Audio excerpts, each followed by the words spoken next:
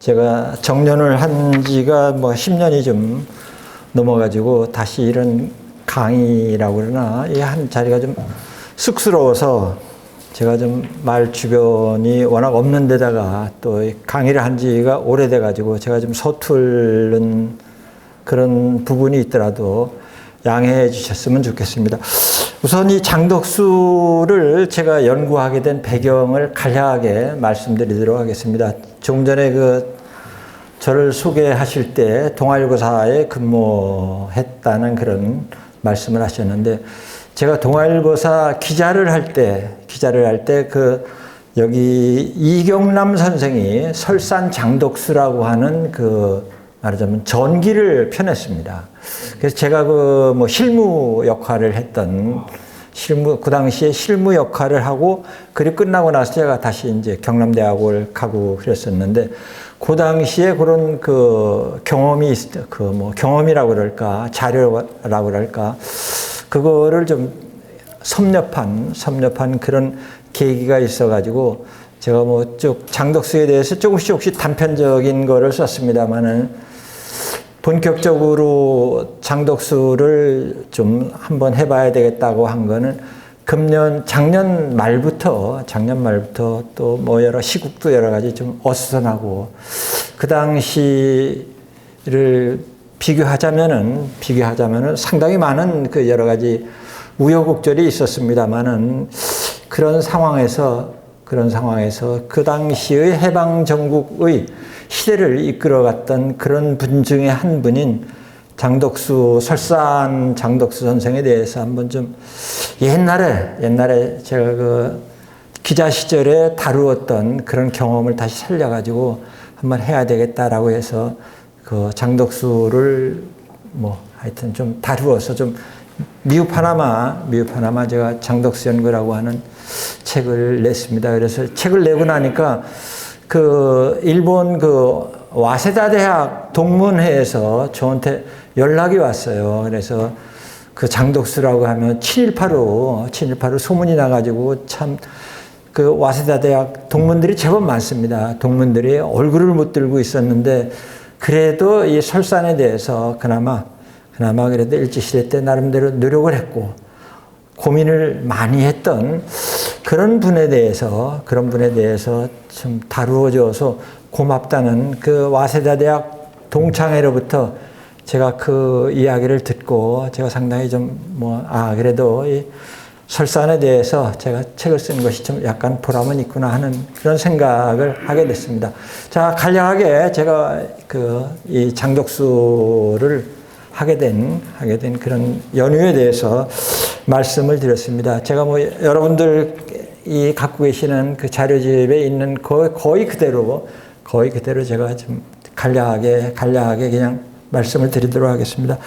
우선은 1910년 우리가 일제의 주권을 빼앗긴 이후에 많은 그야말로 우리 민족이 씻을 수 없는 고통을 겪었습니다. 35년 동안의 기간에 우리나라 엘리트들이 행태는 주로 한 3가지가 있지 않나 하는 생각이 듭니다. 첫째는 여러분들 잘 아시겠습니다만, 그야말로 항일투쟁, 중국이라든지 만주라든지 미국이라든지 이런 등등에 계시면서 항일운동을 했던 그런 분들입니다. 김구 선생이라든지 김규식 선생이라든지 많은 분들이 외국에서 고생을 많이 했고, 이분들이 노력이 있었기 때문에 우리가 좀 해방이라고 하는 그런 말하자면 즐거운 그런 말하자면 날을 맞게 됐습니다. 이분들이 고통이 있었기 때문에 그래도 민족 정기를 살릴 수 있는, 우리가 자긍심을 가질 수 있는 그런 행동을 한 분들이 있습니다. 또 하나는 그것과 반대로 일제가 주권을 침탈할 때 거기에 협력했다든지, 또는 식민 통치에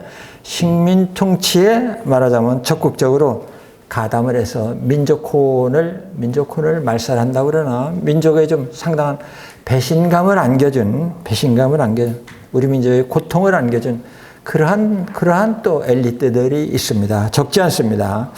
이러다 보니까 이런 친일파에 대한 말하자면 정의라고 그럴까. 이게 해방 후부터 쭉 있었습니다만은, 여기 나옵니다만 2009년에 민족문제연구소에서 4,389명의 친일 인명사전을 상당히 많은 예산을 들여서 발간한 적이 있습니다. 물론 그 내용에 대해서 많은 논란이 있지만, 주로 그 당시에 일제시대 때 나왔던 신문이라든지 잡지라든지 또는 방송이라든지 그런 등등을 통해서 말하자면 일제의 활동, 내선일체, 대동아 공영권 이런 등등에 대해서 협력을 했던 그런 글 위주로 말하자면 친일 인명사전을 만든 그런 그런 저기가 있습니다. 또 저는 이걸 제3지대라고 표현을 했습니다만은, 말이 제3지대라고 하는 말이 제대로 정확한지 아닌지는 모르겠습니다만, 일단 제가 제 임의로 제3지대라고 하는 그런 용어를 붙여봤습니다. 친일이라든지 항일이라든지 그런 두 개의 이분법적인 분류만으로는 담아내기 어려운 그런 엘리트들이 있었다 이겁니다. 말하자면 항일 활동을 열심히 하다가 중간에 무슨 연유가 있어서 친일을 했다든지, 또는 친일 활동을 하다가 또 연유가 있어서 김가진 선생 같은 분이 그런 분이죠. 항일로 돌아선 이런 식의 제3, 그야말로 이 친일이냐 항일이냐 이런 이분법적인 분류만으로는 담아낼 수 없는 제3의 부류, 제3의 인물이 있다고 저는 생각합니다. 그래서 저는 편의상 이런 지대에 있던 분들을 제3지대라고 했습니다. 말하자면은 이 제3지대라고 하는 제3지대가 그럼 왜 존재하느냐, 이건 우선은 우리의 경우 대부분이 국내에서 전개했었던 민족운동이 봉착할 수밖에 없는 한계다, 이렇게 저는 생각을 합니다. 수많은 인사들이 바로 이를 인해서 국내에서 활동을 하다 보니까 그야말로 이런 이유, 저런 이유로 인해서 처음에는 항일의 큰 뜻을 품고 했지만은 이런저런 이유로 인해서 말하자면 중간에 회절한다든지 굴절한다든지 그런 부류의 그런 지대에 있는 분들이 계십니다. 처음부터 일제 적극적으로 가담했던 그런 사람들과는 달리 말하자면 항일을 하다가 어쩔 수 없이 돌아서게 된 그런 말하자면 엘리트들도 없지 않다 이겁니다. 따라서 이분들의 활동, 이분들을 말하자면 친일이냐 반일이냐 이것만 가지고 우리가 흑백 논리식으로 할 수 없는 그런 말하자면 회색지대라고 그럴까 그런 부분이 있는 건 사실이다 이 말입니다.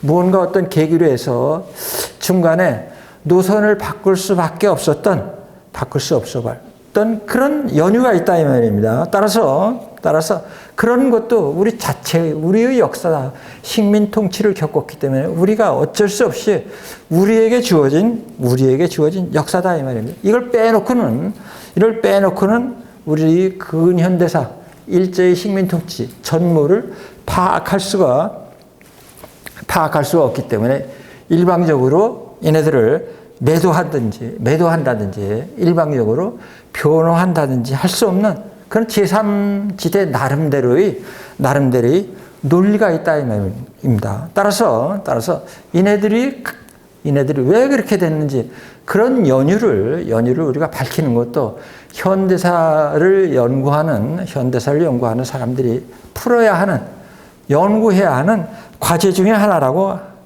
저는 생각을 합니다. 그렇다고 그래서 이분들이 논리 전환을 저는 합리화하자고 주장하는 것은 저는 아닙니다. 그렇지만 이들에 대한 분석을 통해서 우리 근대사가, 우리의 역사가 안고 있는 아픔에 우리가 좀 더 가까이 다가서고 그리고 거기에 대한 반성과 함께 우리 아픔을, 우리 민족의 아픔을 치유할 수 있는 계기가 혹시 그 중에서 우리가 찾을 수 있지 않을까 하는 그런 생각입니다.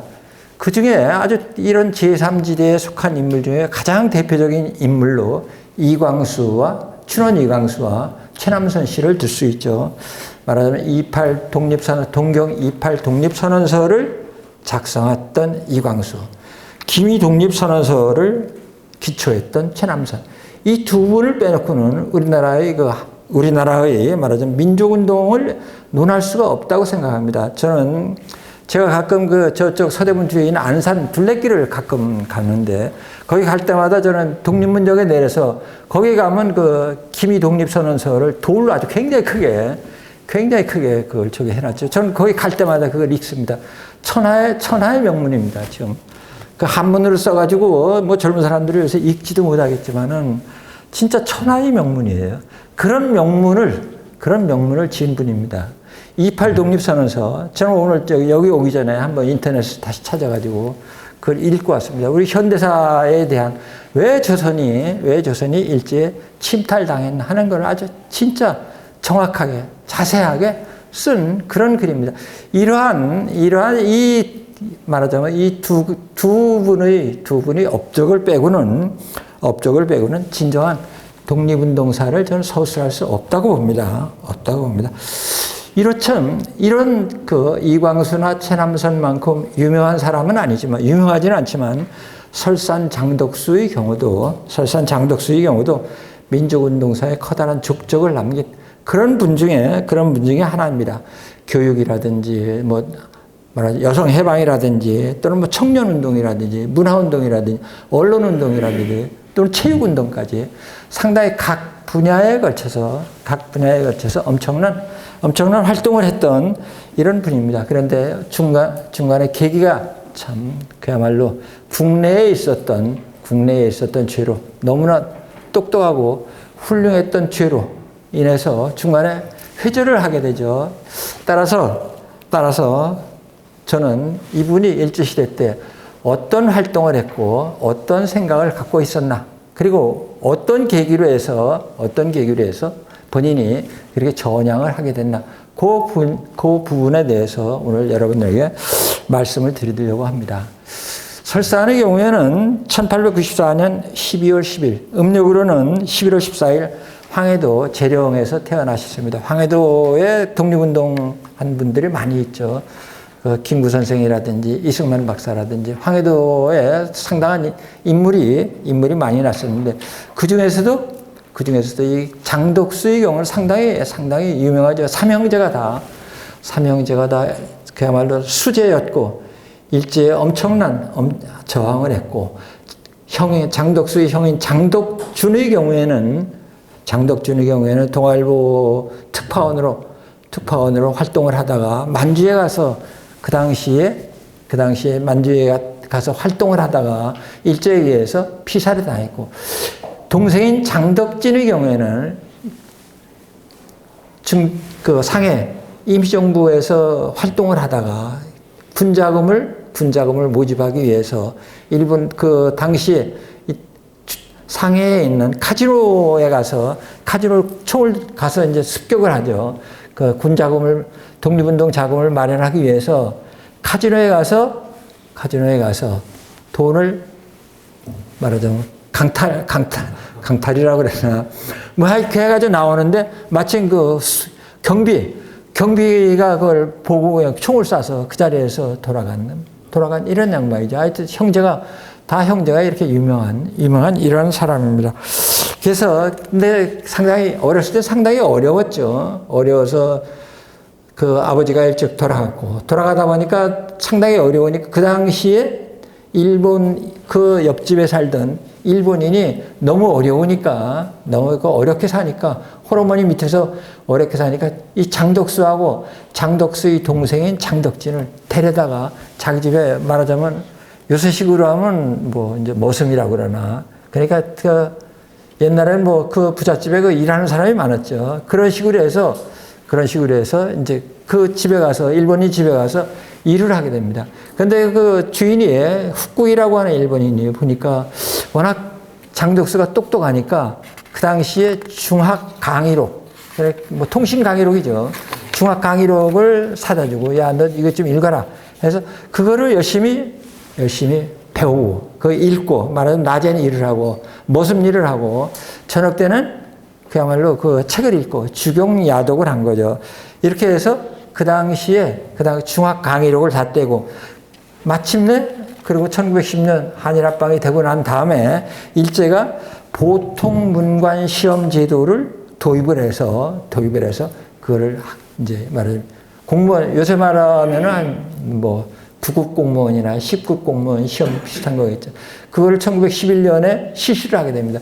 여기에 이 중학 강의록을 마스터한 이 설사한이 거기를 해서 응시를 해서 합격을 하게 되죠. 합격을 하면 이제 그 말하자면 그 일본 식민지의 관리가 되는 거죠.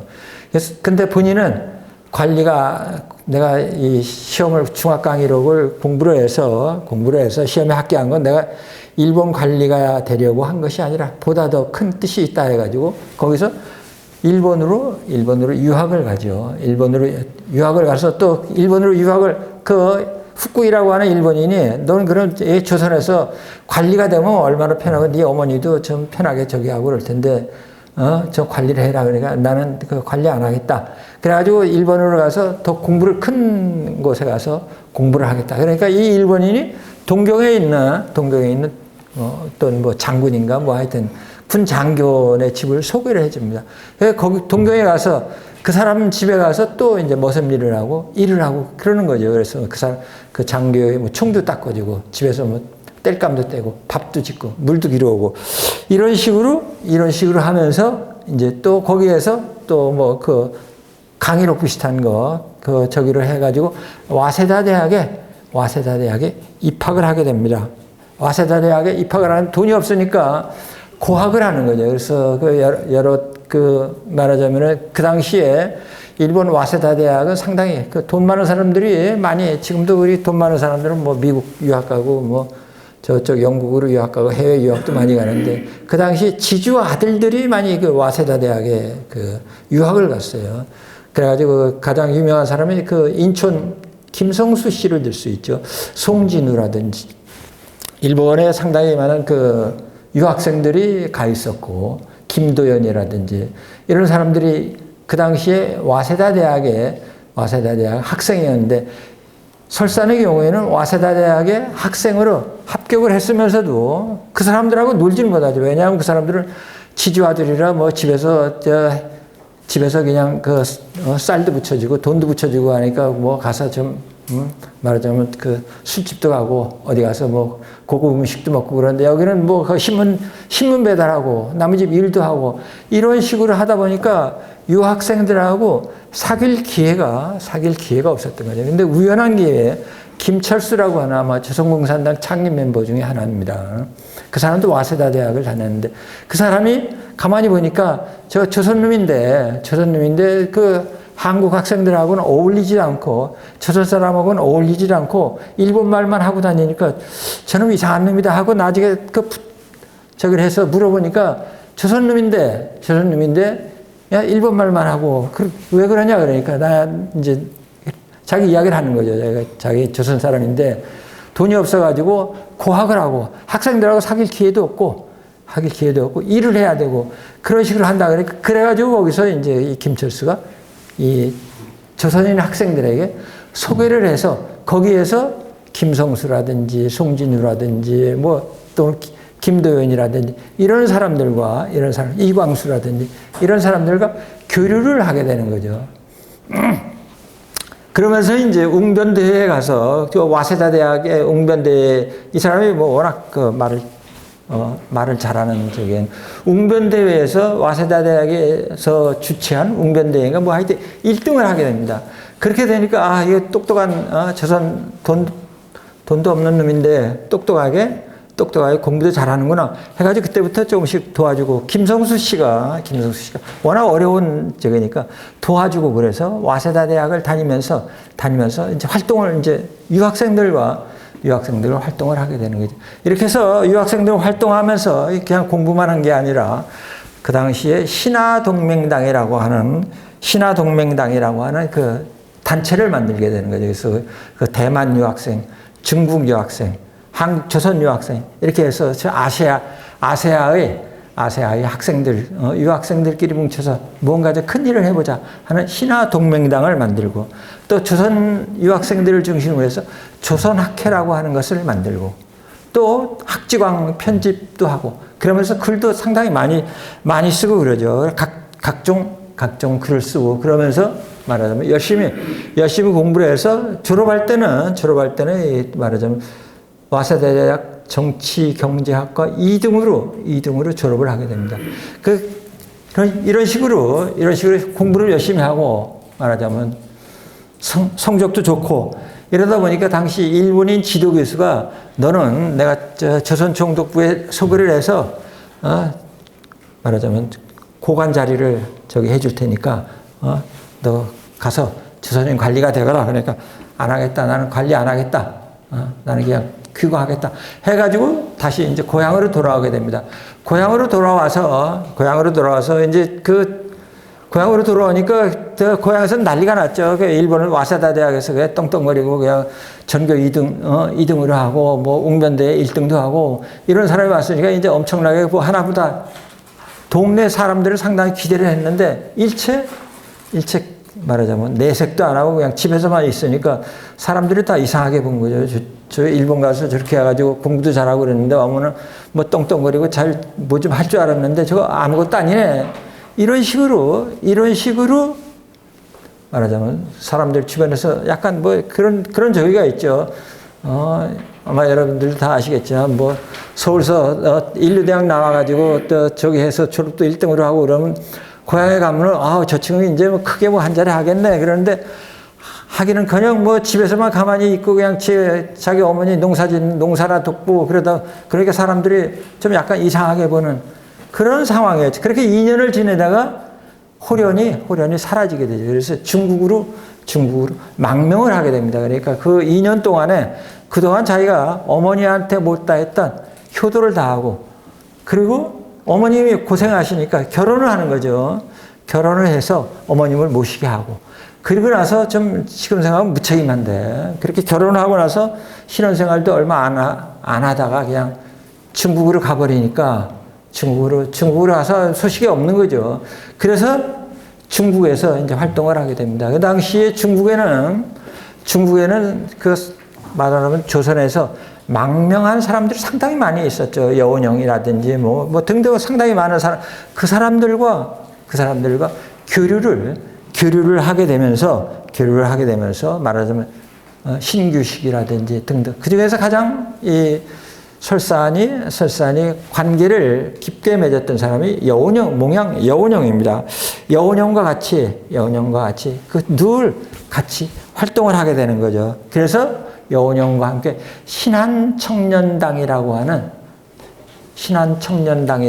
단체를 만들게 됩니다. 근데 막 임세해가지고 이제 1차 세계대전이 끝나고 1918년 12월 달에 이제 미국 윌슨 대통령이 그 민족 자결주의를 제창을 하게 되고 그 윌슨 대통령의 특사인 크레인이라고 하는 사람이 상해를 와서 연설을 하게 되는 거죠. 그러니까 이 여운형이 거기 가서 상해 도대체 민족 자결주의라고 하는 것이 뭔지 한번 들어야 되겠다. 가서 그 민족 자결주의 그 크레인 특사가 하는 연설을 듣고 연설이 끝나자 크레인에게 면담 신청을 해서 도대체 그럼 우리가 지금 조선이 일본 식민지로 있는데 우리 같은 나라도 민족 자결주의가 되면 독립할 수 있는 거 아니냐. 그러니까 독립할 수 있다.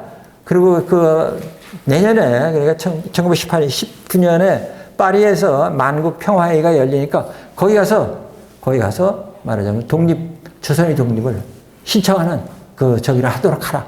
이렇게 여운형에게 이야기를 하는 거죠.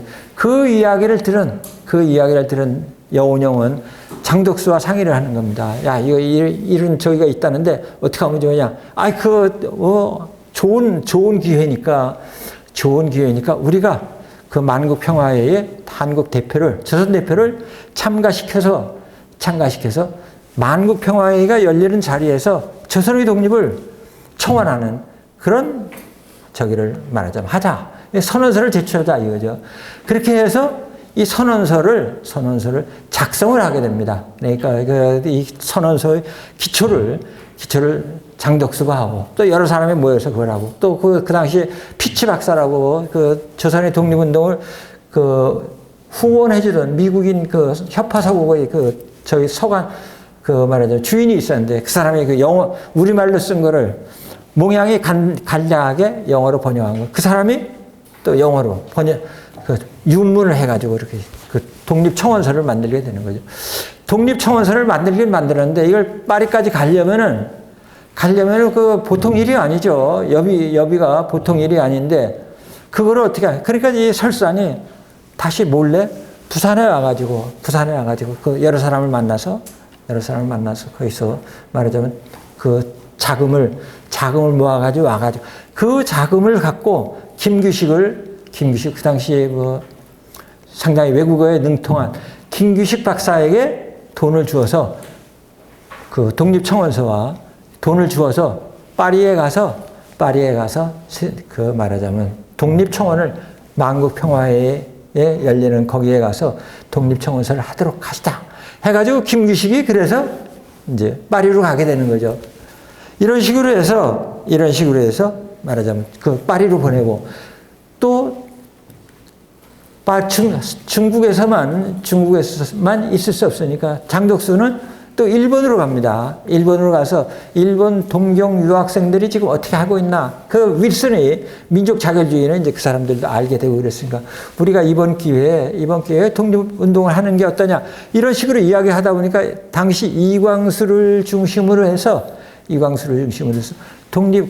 말하자면 독립선언서, 28 독립선언서를 기초하는 그런 움직임이 있었다 이 말입니다. 그 움직임을 또 그대로 캐치를 해가지고 다시 중국에 와서 여운형이라든지 그 당시 신규식이라든지 이런 사람들과 이야기를 하니까 또 거기에서 신규식이가 조선에 가서 또 이런 분위기를 알려라 해가지고 오는 거죠. 와가지고 여러 사람을 만나게 되는데 그 중에는 이상재, 뭐 인천, 뭐 송진우 이런 사람을 만났다고 그러는데 그 기록은 없지만 하여튼 그런 식으로 만난 걸로 뭐 다른 일반 저기에는 나와 있습니다.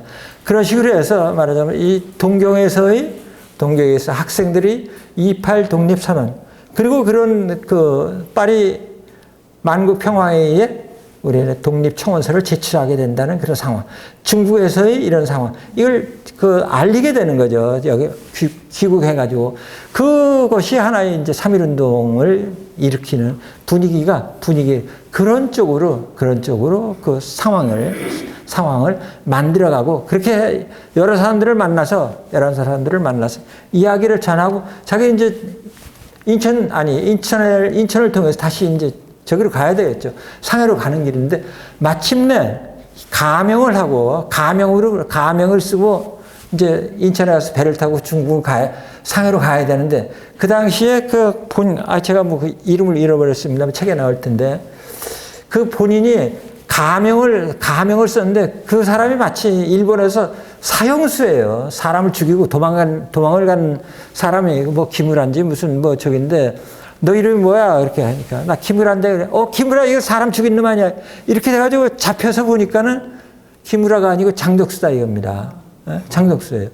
그래서 이제 그 자초지종을 추종을 이것저것 조사를 하고 그러다 보니까 이제 국내 3.1운동이 나고 28 독립선언이 나고 이렇게 됐는데 직접적으로 장덕수가 3.1운동이나 28 독립선언에 글을 썼다든지 사람을 만났다는 증거가 없으니까 저쪽 신안 앞바다에 있는 목포 앞바다에 있는 하이도로 유배를 보내게 되죠. 유배를 보내서 하이도에서 유배 생활을 하게 됩니다. 유배 생활을 하고 있는데 그 당시 1919년 이제 11월 달쯤 돼서 당시 일본에서 이제 3.1운동이 나오고 그러니까 일본이 저 복잡하죠.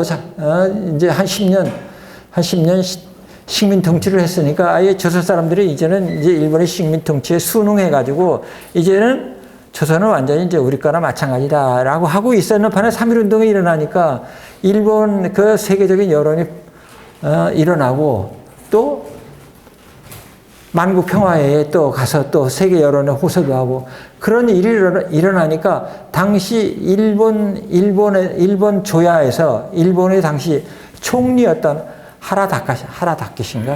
일본의 하라 총리가 있는데 총리가 회유책을 쓰는 거죠. 당시에 그 여운형이 상당히 중국에서 활동을 많이 하고 그러니까 여운형을 데려다가 이제 니들은 독립하지 말고 조선에서 자치운동을 해라. 그러면 충분히 허락을 해주겠다. 허락을 해주겠다. 해서 여운형을 일본으로 초청하는 이런 상해에 있는 여운형을 일본으로 당시 일본 총리가 초청을 합니다. 다 와서 여러 사람을 만나서 저기 하면 자기들 생각으로는 몽양을 일본으로 불러들여서 좀 대접을 잘 해주고 그러면은 독립운동이 아니라 자치운동을 벌릴 줄 알고 그런 심산에서 몽양을 부르게 되는 거죠. 근데 몽양은 일본말이 굉장히 서툴러요. 그러니까 자기는 일본말을 잘 못하니까 장독수를 자기 통역으로 붙여주면 가겠다. 이렇게 조건을 내서 그죠. 그러다 보니까 저쪽 그 하이도에 유배가 있던 장독수를 불러들이죠. 너 일본에 가서 여원형 통역을 하라. 이런 식으로 해서 이제 다시 둘이 일본으로 가는 거죠.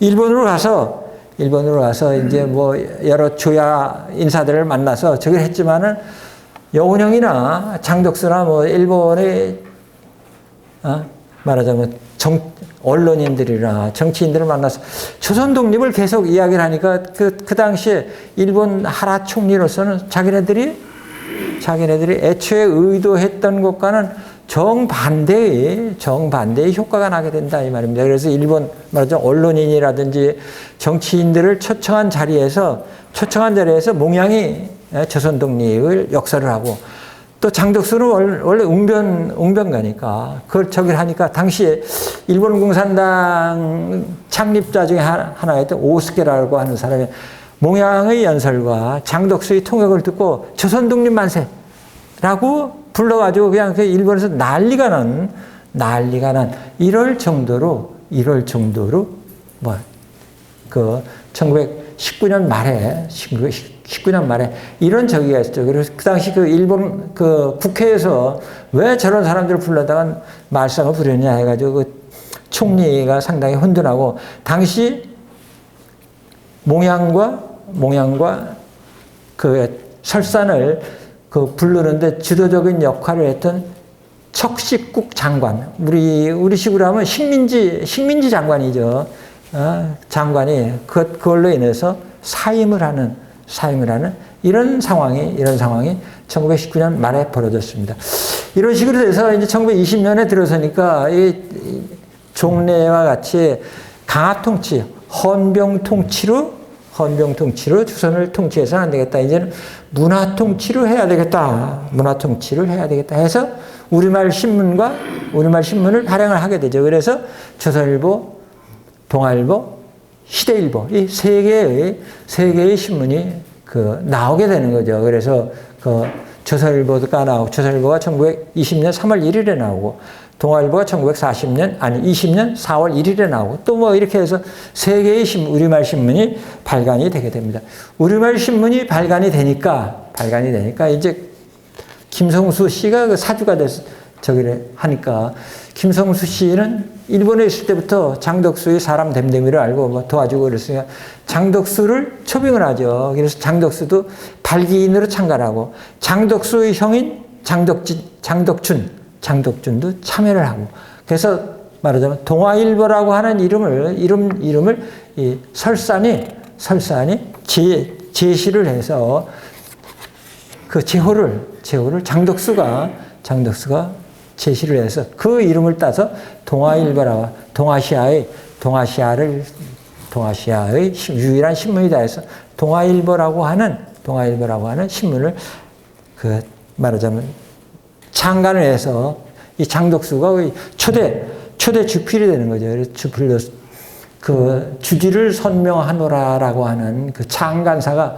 상당히 유명한, 아마 여러분들 잘 아시겠지만 그런 창간사를 쓰고, 그 이후 동아일보의 모든 행사라든지 문화운동이라든지 동아일보가 기획한 모든 행사는 다 설산의 아이디어로, 설산의 주도로 이루어지게 됩니다. 말하자면 이렇게 신문 기사도 열심히 쓰고 신문 활동도 열심히 하고 이러면서 그런 언론 활동만 한 게 아니라 활동을 많이 하죠. 뭐 여기 저기도 있습니다만, 우선은 우리나라 최초의 노동공제회라고 하는 조선노동공제회를 창립을 하게 됩니다. 1920년 4월 달에 조선노동공제회를 창립을 하고 1920년 6월 달에 조선교육회를 또 만들고, 그리고 조선청년의 연합회, 그 당시에 청년단체들이 많이 있었는데 그 청년단체들을 총괄하는 조선청년의 연합회를 만들고, 그것을 이끌어 나갈 단체로서 서울청년회를 만들고, 또 조선체육회도 만듭니다, 이 양반이. 이런 식으로 해서 그야말로 각 분야에 걸쳐서 활동을 하고, 또 밀립대학 기성회라고 해서 조선에 대학이 없으니까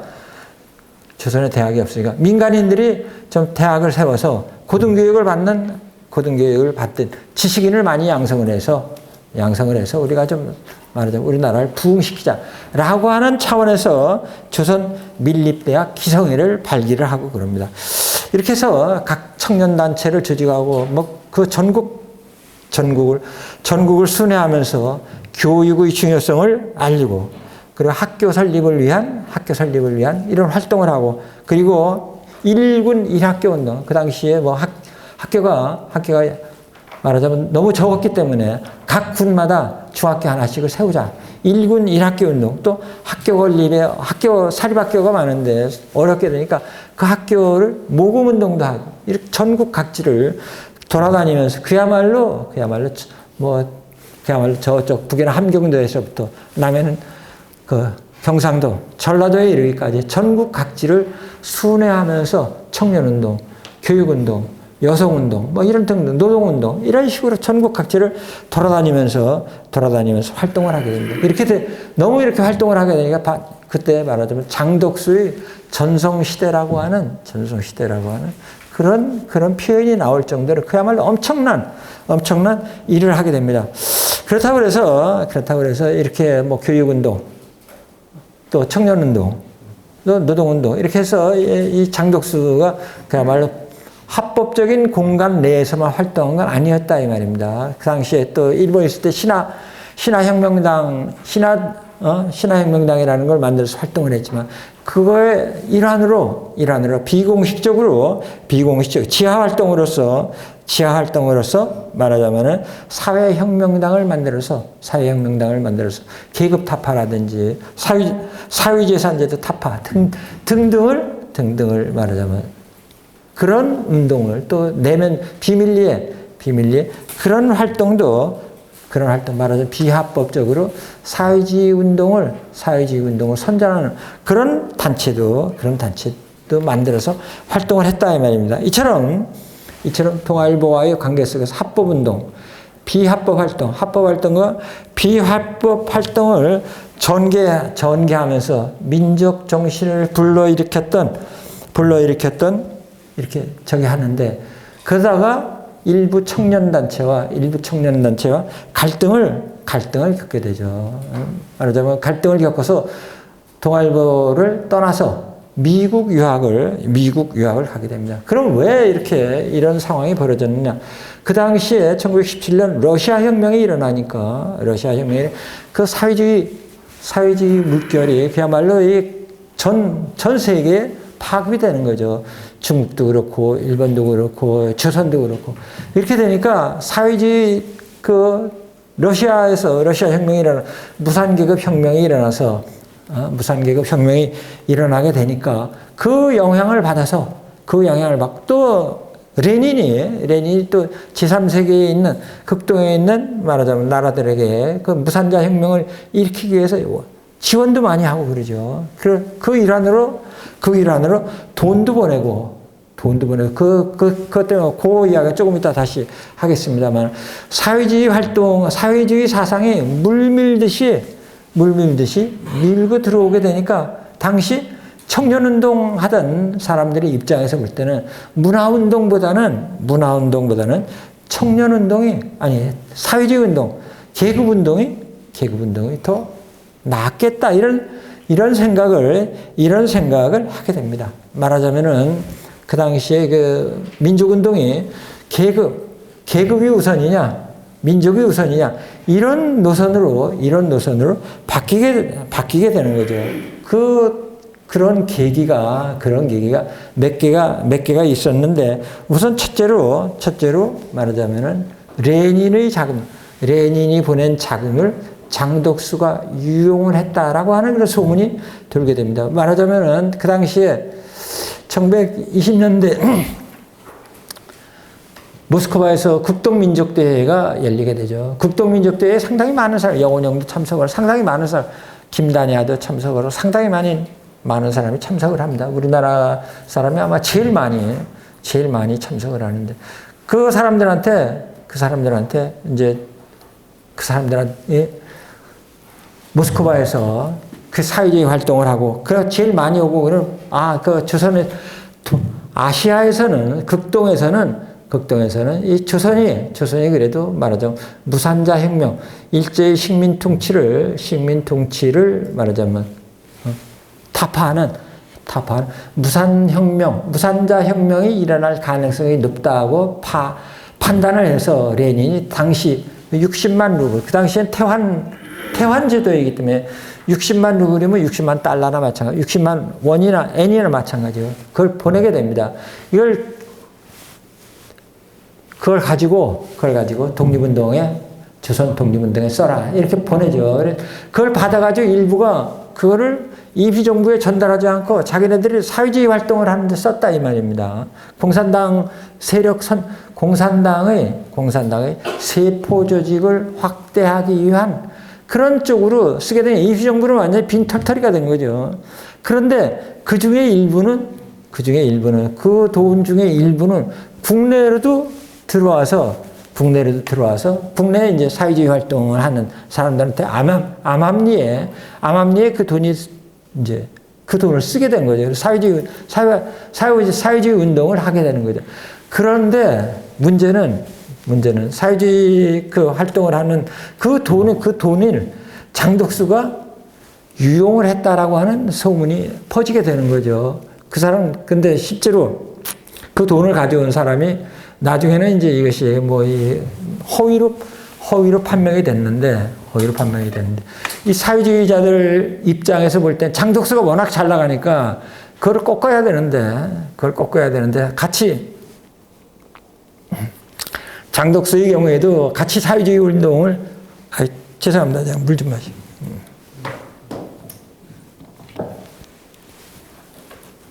조금 쉬셨다 하셔도 돼요. 괜찮습니다. 5분 정도 쉬셨다가 괜찮습니다. 계속 하는 김에 아니고. 사회주의 활동을 하는 그 말하자면은 그 계파가 이르크츠크파하고 상해파하고 나뉘게 되는데 이 장덕수의 경우에는 상해파에 가깝죠.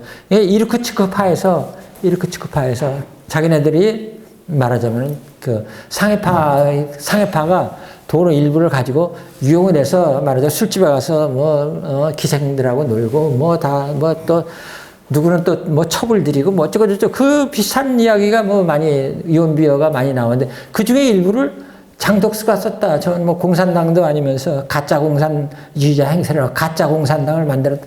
이런 식으로 모함을 하게 됩니다. 장덕수는 거기에 대해서 직접 본인은 한마디도 내가 아니다. 그런 이야기를 하지를 않죠. 왜 그러냐? 이 장덕수와 잘 아는 최팔룡이라고 하는 사람이 있었는데, 그 최팔룡이 그 돈을 일부를 받아가지고 신생활이라고 하는 사회주의를 선전을 하는, 직접 선전은 아니고 간접적으로 사회주의 선전을 하는 그런 잡지를 내는데 썼다 이 말입니다. 그리고 또 하나는 그 당시에 이제 사회주의 계열의 잡지가 많이 나오는데 그네들한테 지원을 하고 그랬는데, 만약에 내가 안 쓰고 그 사람이 했다라고 하면 최팔룡이라고 하는 사람이 말하자면 매장이 되는 거죠.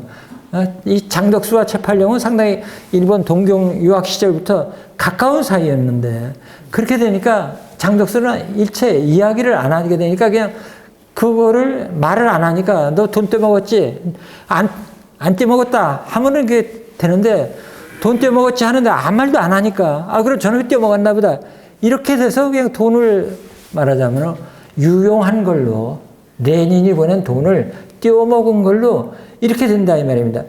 또 하나 이제 문제가 났었던 것은 김윤식의 사회장 문제입니다. 당시 김윤식은 이 조선조 말에 병조판서를 지냈고 대한제국이 일제히 합병 나올 때 외무대신을 했습니다. 그러니까 한일합방이 되고 나니까 그 당시 대신들한테는 다 일본이 자귀를 주죠. 자귀를 줘서 그 일본 뭐 자작인가 뭐 하여튼 자귀를 받았는데, 이 사람이 1920몇 년도인가 하여튼 양반이 돌아갔어요. 나이가 많으니까. 저기 했으니까, 근데 죽기 전에 대일본 장사라고 그래가지고 말하자면 그 당시에 유명한 사람들을 한 100여 명이 조선의 독립을 청원하는 그런 내용의 선언이 있었는데, 거기에 서명을 합니다. 서명을 하고 나서 얼마 후에 이제 양반이 돌아갔는데, 이렇게 되니까 이렇게 장덕수가 김윤식은 이렇게 훌륭한 말하자 비록 일제에 자기를 받긴 했지만 나중에 조선 독립을 위해서 이런 그렇게 되니까 나중에 자기도 폐지가 거기에 서명을 하니까 구속을 해야 되는데 그 한 사람도 상당수 옥고를 치르고 그랬는데, 이 김윤식의 경우는 워낙 나이가 많으니까 저기를 그냥 내버려 둔 거죠. 징역을 살려야 되는데 못 살려. 그러다가 이 양반이 이제 돌아가니까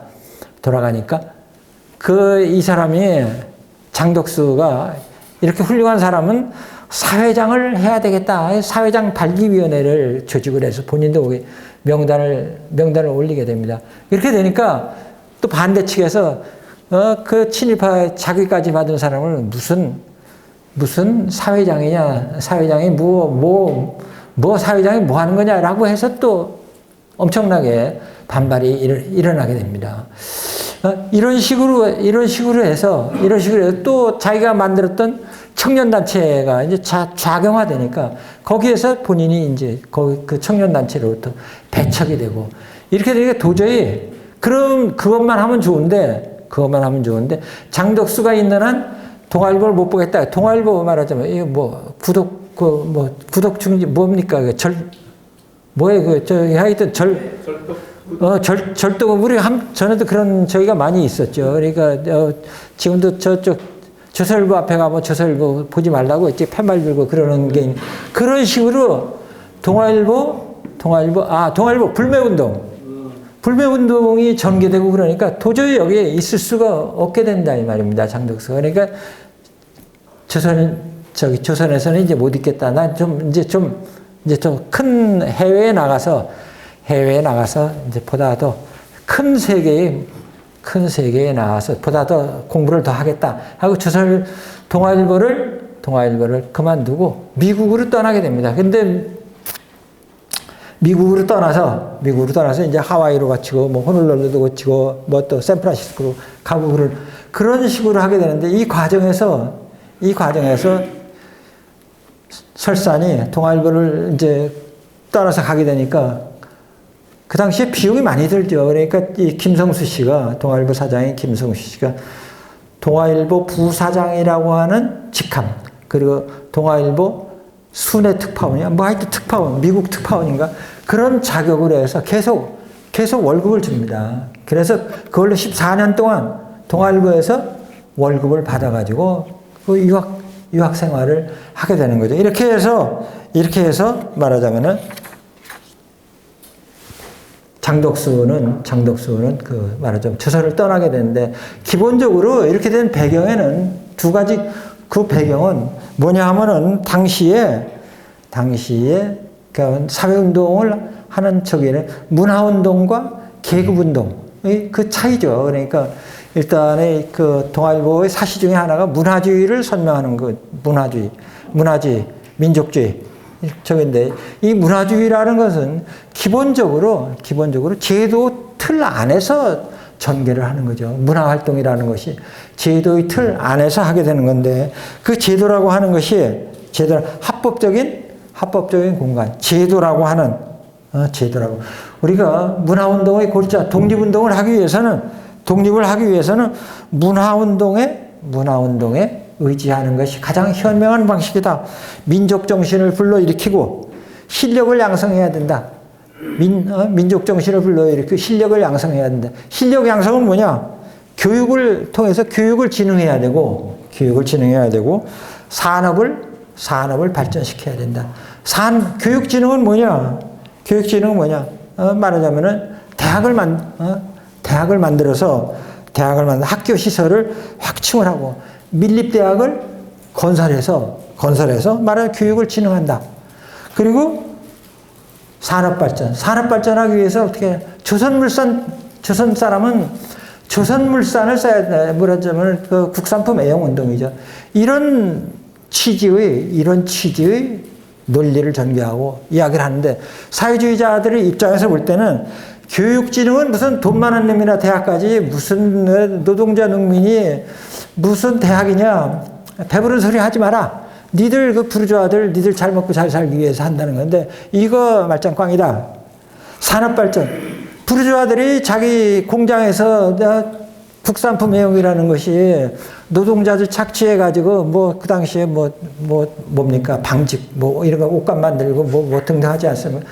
그거 하는 거 다 부르주아들이 노동자 착취해가지고 부자 되기 위한 건데, 그게 무슨 소리냐? 노동자 농민을 말하자면 계급운동에 투신하는 것이 훨씬 더 이런 식으로 해서 이 문화운동과 이 계급운동, 이 차이로 인해서 결국은 그 중간에 그런 문화운동을 총체적으로 추진해 나갔던 사람이 바로 설산 장덕수죠. 그러니까 장덕수를 꺾으면은 문화운동도 개판되고 동아일보도 완전히 저기다 할 수 있다. 라고 하는 차원에서 반장덕수 운동, 반장운동을 벌리게 되고, 거기에 못 견뎌서 이렇게 되니까 동아일보도 결국 불매운동에서 동아일보 구독자 수가 팡팡 떨어지게 되니까, 그럼 내가 이제 나가겠다. 라고 해서 이제 미국을 떠나게 되는 거죠. 미국을. 이렇게 해서 이제 미국에 가게 됩니다. 1922년 말인가, 23년인가 이렇게 미국에 가게 됩니다. 그래서 일본에서 하와이를 거쳐서 서울에서 부산으로 가서, 부산에서 관부연락선을 타고 시모노세키로 가서, 거기서 동경으로 가서, 동경에서 하와이로 가서, 하와이에서 샌프란시스코로 가서, 이런 식으로 해서 지금 포틀랜드에 도착을 해서 거기에서 오레곤 주립대학 신문학과에 등록을 해서, 처음부터 뉴욕이라고 하는 대도시로 가게 되면은 돈도 많이 들고 좀 미국 생활에 적응을 하고 난 다음에 좀 해야 되겠다 해서 지금 포틀랜드가 지금 트럼프가 난리 쳐가지고 군대를 파견하네 어쩌네. 그 오레곤 주립대학에 신문과에 등록을 해서 1년 동안 거기서 신문과에 등록을 하고, 1년 후에 뉴욕 콜럼비아 대학 정치학과에 입학을 하게 됩니다. 미국에 가는 길에 하와이에 들려서 제일 처음에 하와이에 도착하자마자 당시 하와이에 있던 이승만 박사를 만나게 되는 거죠. 그래서 이승만 박사를 만나서 이승만 박사와 많은 이야기를 나누고, 이승만 박사를 만나서 상당히 감명이 깊었다. 그런 이야기도 하고 그렇게 됩니다. 뉴욕에 가서 말하자면은 또 교민들을 상대로 해서 강연도 많이 하고 활동도 많이 하고 교회에도 나가고, 그 중에서 뉴욕에서 하는 것이 3일 신보라고 하는 신문을 만들게 되죠. 당시 미국의 교포 신문이 하와이에서 하와이에서도 신문이 나왔고, 샌프란시스코에서도 신문이 나왔고, 이 두 가지가 더 편파적이니까 좀 중립적인 차원에서 신문을 만들자, 교민 신문을 만들자 해서 3일 신보를 당시 허정이라든지 김도연이라든지 이런 분들과 함께 신문을 3일 신보를 만들게 됩니다. 그러면서 이제 또 그 논문을 쓰게 되는 거예요. 그래서 이 석사학위 논문으로 나온 것이 말하자면 마르크스주의 국가관에 대한 비판적 고찰이라고 하는 그런 석사 논문을 씁니다. 말하자면 막시즘을 비판을 하는 거죠. 그래서 인간의 역사는 계급투쟁의 역사다. 옛날 자유인과 노예, 귀족과 평민, 군주와 농노, 자본가와 노동자 이런 계급투쟁의 역사를 그런 계급투쟁관에 입각해서 역사를 하는데 여기에 대해서 저기를 하는 거예요. 인류의 역사는 계급투쟁만 있는 것이 아니다. 언어투쟁도 있고 종교투쟁도 있고 민족 간의 투쟁도 있다. 꼭 계급투쟁만 있는 것은 아니다. 언어투쟁이 대단하죠. 지금 우크라이나 전쟁이 바로 언어투쟁에서 나온 거 아닙니까? 우크라이나 동부 지역에 러시아 말을 쓰는 사람이 있는데 그 우크라이나가 2014년 마이단 혁명이 일어나고 나서 러시아 우크라이나 동쪽에 있는 그 러시아어 주민들에게 러시아 말을 못 쓰게 해요. 러시아 말을 일체금지시키고 러시아 말을 쓰면 잡아가고 그렇게 되니까 결국은 말하자면 언어로 인한 전쟁이죠. 그러니까 말하자면 계급투쟁만 있는 것이 아니라 종교, 문화, 언어, 다양한 요인으로 인해서 투쟁이 있는 것이다. 꼭 계급투쟁만 있는 것은 아니다. 국가는 소멸한다 그러는데 국가는 소멸하는 것이 아니다. 옛날부터 있어왔고 앞으로도 계속 있을 국가라고 하는 것은 계속 존속할 것이다. 이런 식으로 해서 마르크스의 국가관에 대해서 비판을 합니다. 이렇게 마르크스의 국가관을 비판을 하고 이 마르크스 비판을 근거로 해서 박사 논문을 쓰려고 했죠.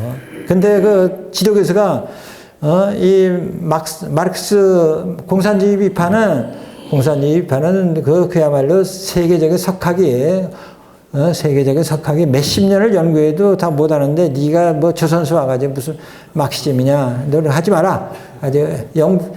영국이 어떤 식으로 해서 산업평화를 유지했느냐 그거를 공부를 하라. 이렇게 해가지고 또 지도교수가 그렇게 하라니까 요새 뭐 지도교수가 하라면 다 하는 거죠. 그러니까 또 거기에서 영국으로 가게 됩니다. 그래서 3년 동안 영국 대형 도서관에 가서 각종 자료, 신문, 뭐 인터뷰 이런 등등을 해서 3년 동안 영국에 와서 자료를 모아오고 그러고 난 다음에 해서 영국의 산업평화라고 하는 그런 학위 논문을 쓰게 됩니다. 그래서 영국이 어떻게 해서 말하자면 산업평화를 이루었는가? 그래서 장독수가 쓴 이 영국의 산업평화라고 하는 논문은 그 당시에 미국 컬럼비아 대학에서 인쇄를 해가지고 컬럼비아 대학에서 요새 뭐 박사학위 논문 쓰면 다 자비로 인쇄를 하지만 그 당시에는 논문이 출중하니까 컬럼비아 대학 출판부에서 그걸 책으로 낼 정도로 상당히 수준이 높은 이러한 말하자면 논문이었다. 영국이 산업 평화를 유지한 것 결국은 사회보장제도와 노동조합주의 이런 것이 점진적으로 발전이 돼서 영국이 산업 평화를 이룬 것이다. 그리고 산업 평화와 함께 평화라고 하는 것에 대해서도 설사하는 이야기를 하죠. 그냥 평화라고 하는 것이 단순히 몽둥이로 때려잡아가지고 그냥 아무 잔소리 없게 그냥 아무 말도 없이 그렇게 하게 된다면 그것은 평화가 아니라 정막이다. 그런 평화는 사실상 이 전체주의 국가에서나 일어날 수 있는 것이고, 평화라고 하는 것은 모든 사람들이 다 조화롭게 말하자면 조화를 이루어서 지낼 수 있는 조건이 바로 평화다. 이렇게 이야기를 하는 거죠. 주변과 조화를 이루는 것이야말로 진정한 평화를 이루는 것이다. 이런 식으로 해서 영국의 산업 평화에 대해서 대한 논문을 쓰게 됩니다. 이렇게 논문을 쓰니까 국내에서 또 사회주의자들이 그걸 반박을 하는 거죠. 영국의 산업 평화라고 하는 것은 결국은 산업 평화라든지 사회정의라든지 이런 것은 사회과학적인 범주가 아니다 이 말입니다. 이건 사회과학이 됐으면 산업 평화라고 하는 것은 공허한 용어에 불과하다. 사회관계라고 하는 것은 물리적이고 경제적인 관계에 의해서만 움직이는데 무슨 산업평화냐. 이것은 완전히 유심론에 입각한 말하자면 이 부르주아의 장난이다. 비슷하게 비판을 하는 그런 비판이 또 일부에서 비판해서 그 비판한 내용이 잡지에 실리기도 했습니다. 여하튼 학위를 받고 1936년 12월 말에 귀국을 합니다. 근데 귀국을 하고 나서 보니까 장덕수가 출국했을 때 14년 전에 출국했을 때와는 전혀 다른 환경이 국내에 조성이 되어 있었죠. 그래서 그야말로 숨도 제대로 쉬기 14년 동안 자유로운 영혼으로서 활동했던 장덕수의 입장에서 볼 때는 그야말로 숨도 쉴 수 없는 그런 환경에 놓이게 되었다 이 말입니다. 그런데다가 그 동아일보가 당시 베를린 올림픽 대회에서 마라톤 우승을 했던 손기정 선수의 그 입장기 사진을 지워가지고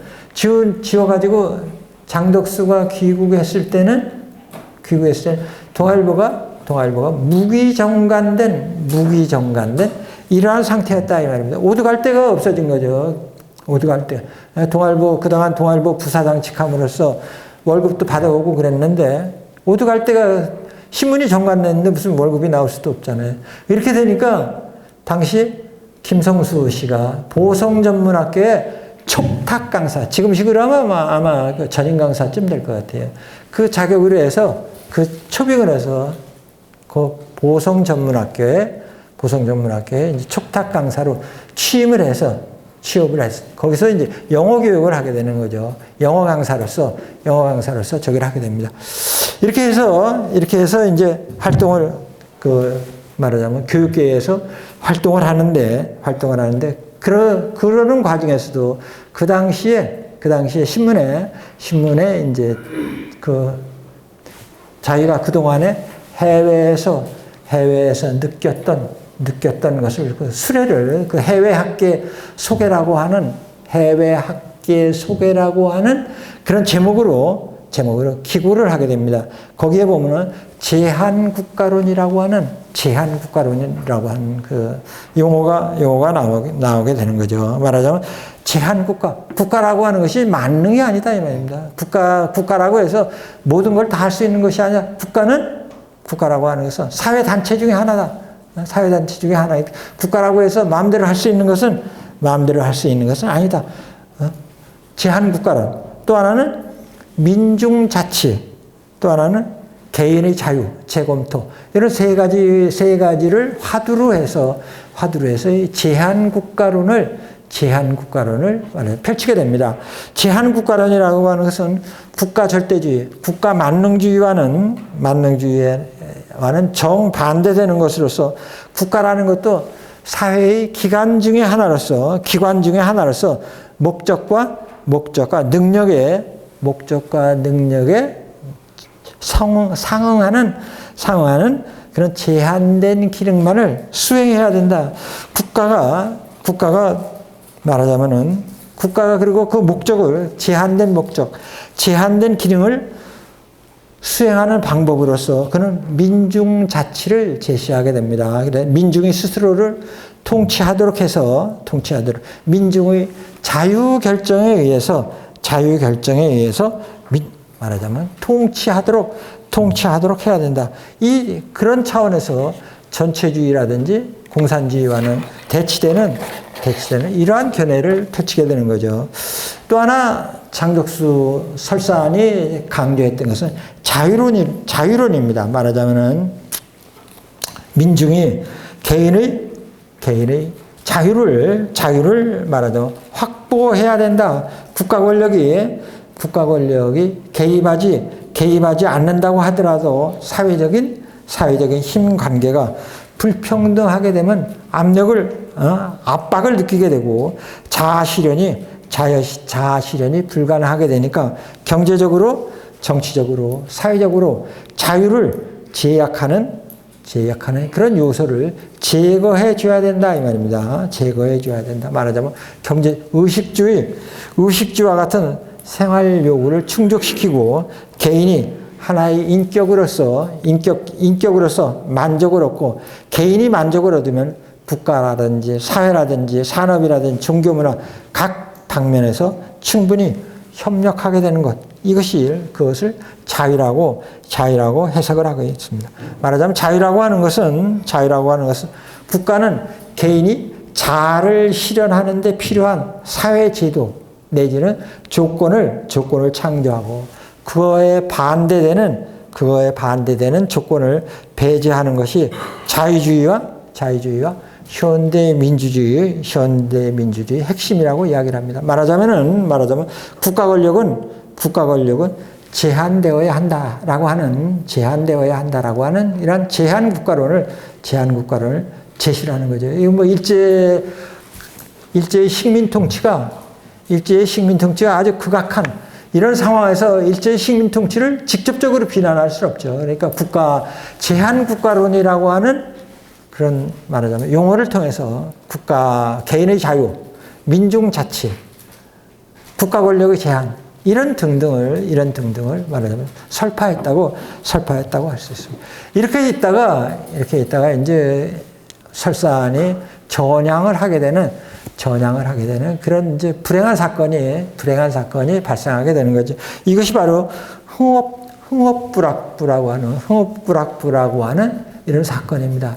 이 흥업불락부는 이 박사가 1921년에 하와이에서 발기한 이런 운동이죠. 동지회라고 하는 단체를 만들어서 2대 정강, 5대 실천, 2대 정강과 5대 실행을 목표로 한 동지회라고 하는 단체를 만들었습니다. 2대 정강이라고 하는 것은 절대적인 독립, 대동단결. 5대 실행은 실력 양성, 의무를 분담하고 공공의 결정에 복종을 하고 동지들 간에 서로 애호하고 비밀을 엄수한다고 이러한 2대 정강과 5대 실행 목표를 내세운 이런 동지회라고 하는 단체를 만듭니다. 이 동지회를 만들어서 하와이에 본부를 두고 미국 전역을 상대로 해서 교포들을 상대로 해서 동지회 회원을 모집하고 그런 척을 하죠.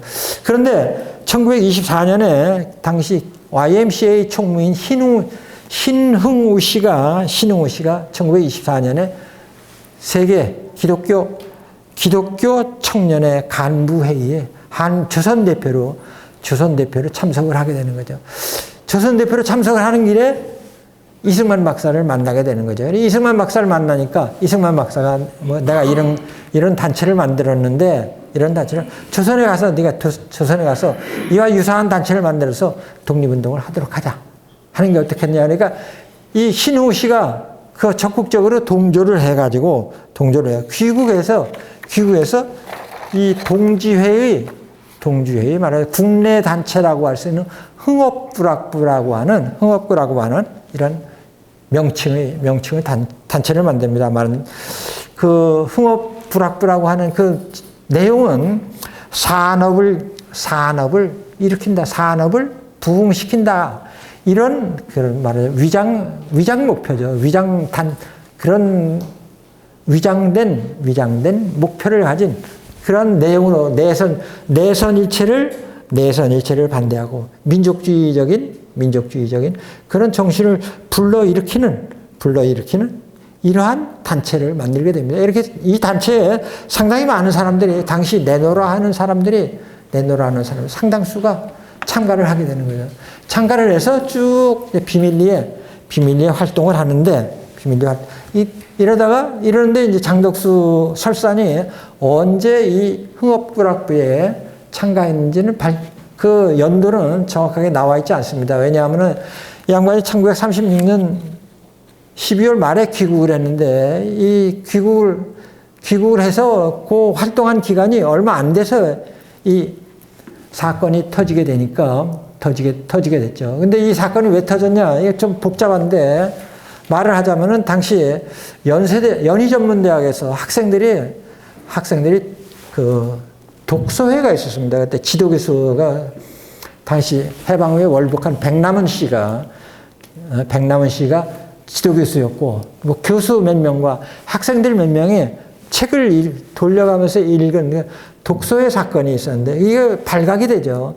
그 발각이 돼서 보니까, 조사하다 보니까 그 중에 일부가 이 흥업불악부 회원이 거기서 또 나온 거죠. 그러니까 그 독서회 사건은 완전히 그냥 사소한 게 돼버리고, 오히려 흥업불악부라고 하는 보다 거대한 비밀 조직이 나와야 된다면, 이렇게 돼서 이것이 1938년 9월 3일 날 그 당시 55명이 송치가 되는 거죠. 검찰에 송치가 돼서.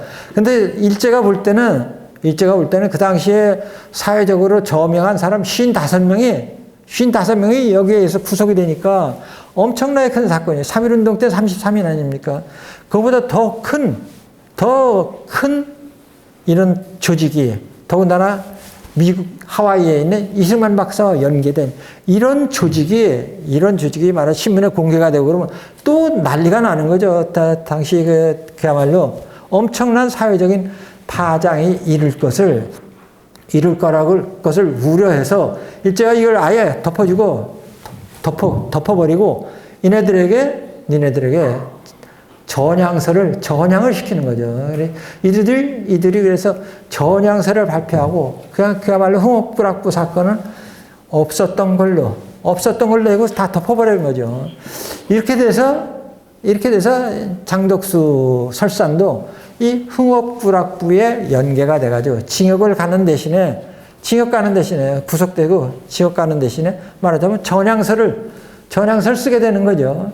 이렇게 되니까 그것이 이제 빌미가 돼가지고 그 이후에 말하자면은 지금까지의 활동과는 좀 상반되는 말하자면 그런 강연이라든지 글이라든지 이런 걸 쓰는 게 되죠. 그래서 내선일체라든지 대동아 공영권이라든지 또는 징용이라든지 징병이라든지 이런 등등을 찬양하고 학생들에게 학도병을 나가라고 권유하는 이런 연설을 이런 식으로 해서 참 이 흥업불악부 사건으로 인해서 본인이 회절을 하게 되는 이런 사건이 발생을 하게 됩니다. 따라서 이 장덕수 설산의 경우에는 항일에서 친일로 이렇게 노선을 이렇게 흥업불악부 사건으로 인해서 전환하는 것이 특징이라고 할 수 있습니다. 이 국내에서 활동했던 국내에 살고 있었던 지식인의 상당수가 이 그런 그 악몽처럼 괴롭혔던 이런 전향이라고 하는 그 말하자면 그런 올감이라고 그러나 거기에 빠지게 되는 거죠. 말하자면 그 당시에 대중의 신망이 높은 일수록 일제의 회유 공장은 더 치열했죠. 그냥 보통 시장에서 장사나 하고 시골에서 농사를 짓는 사람한테 너 전향하라. 안 하죠. 제법 그래도 청년들한테 또는 일반 사람들한테 지식인들한테 상당히 신망이 있고 신망이 있고 훌륭한 인격이 있는 이런 사람이 전향을 해야 파급 효과가 크지. 저쪽 뭐 그냥 장삼이사가 전향한다고 해봤자 너 하거나 말거나 이렇게 되는 거죠. 이런 식으로 해서 이런 일제히 끈질긴 회유 공작 여기에 말하자면은 넘어가게 된다 이 말입니다. 이렇게 해서 이 우리 현대사의 비극이 시작이 됐다 이 말입니다. 해외에 있었던 사람들, 당시 중국이라든지 뭐 만주라든지 해외에 있었던 사람들 뭐 고생은 했겠죠. 그렇죠? 심리적인 고통은 덜했기 때문에 이 친일 문제로부터 상대적으로 자유로울 수 있었다. 이런 입장이었기 때문에 얘네들 귀국하자마자 국내에 상당히 격한 어조로 친일파를 막 요구하고 그랬죠. 그렇지만은 귀국에서 현실에 눈을 뜨게 되면서 보니까 그게 아니로구나 하는 거를 어느 정도는 알고 좀 자제를 하는 그런 분위기가 형성되기도 했었다 이 말입니다. 그렇다고 그래서 친일 행위에 뭐 면죄부를 주자. 그들이 잘했다. 이렇게까지는 아니지만은 그렇게 돼서는 안 된다고 보지만은 얘네들이 전향이 일제의 논리를 그냥 글자 그대로 수용을 해서 그야말로 충심에서 우러나와서 저기를 한 건지 아니면은 전 마지못한 강요로 인해서 한 건지 그거 정도는 우리가 좀 구분을 해야 되지 않나 그렇게 생각을 합니다. 따라서 일제시대 때 설산이 갖고 있었던 민족운동의 뭐 노선이라고 그럴까 이념은 한 3가지로 정리를 할 수 있습니다. 우선은 노사간의 박사학위 논문에서 했었던 것처럼 노사간의 대립을 완화하고 상생을 도모하자고 하는 이런 산업평화론. 두 번째, 국가의 자의적인 권력을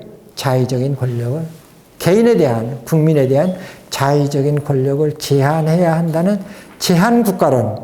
그리고 국가의 개입을 방지하고 개인이 말하자면 민중자치에 기반한 자유론. 이런 이 3가지의 이념, 노선을 갖고 있었다 이 말입니다. 이런 노선을 갖고 있다가 해방이 되니까 바로 이러한 3가지 자기가 견지했던 이념을 실현할 수 있는 사람은 누구냐? 보니까 자기는 이 박사가 바로 이 3가지 이념을 실현할 수 있는 사람이다 이렇게 생각했다 이 말입니다. 이렇게 했다 보니까 김구 선생하고도 굉장히 친했죠. 왜냐하면 어렸을 때 황해도 재령에서 김구 선생이 그 당시에 그 사립학교를 하나 교장으로 있었을 때 장덕수 집안이 어려우니까 그리고 장덕수 형인 장덕준 씨가 그 학교에 교사로 있었어요. 그러니까 장덕수는 어리니까 거기 가서 말하자면 자기 형이 교사로 있는 그 학교에 가가지고 먹고 자고 거기서 놀고 그러다 보니까 교장인 김구 선생이 볼 때는 아주 어렸을 때 꼬맹이가 와서 똘똘한 애가 와서 저기 아주 잘 알죠 그럽니다. 아주 잘 알죠. 그래가지고 처음에는 김구 주석도 귀국하시고 나서 이 장덕수를 굉장히 아꼈어요. 장덕수한테 너 친일파다 이런 이야기 한 번도 한 적이 없습니다. 그랬다가 이제 이렇게 저기가 되니 이 박사냐 김구지석이냐 이렇게 갈리게 될 때 자기가 어렸을 때부터 사랑했던 설산이 이 박사 쪽으로 가게 되니까 그때부터 이제 욕을 하기 시작하는 거죠.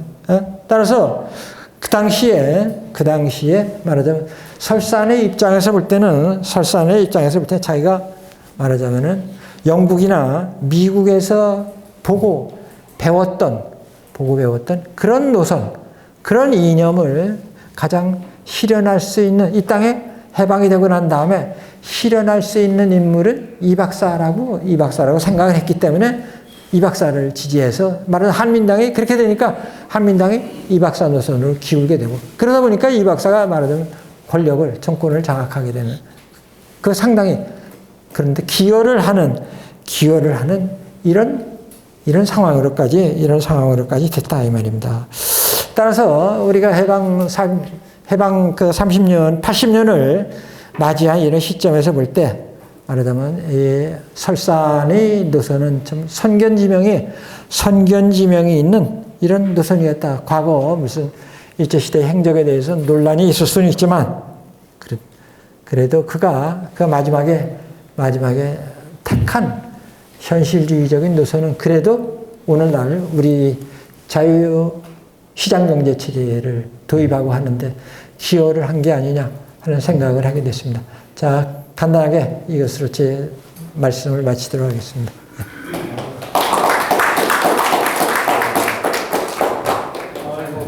감명 깊게 들었습니다. 여기 어떻게 조금 한 5분 정도 예, 예. 있다가 그다음에 질의 시간으로 예. 이렇게 갔죠. 아유, 감사합니다. 예.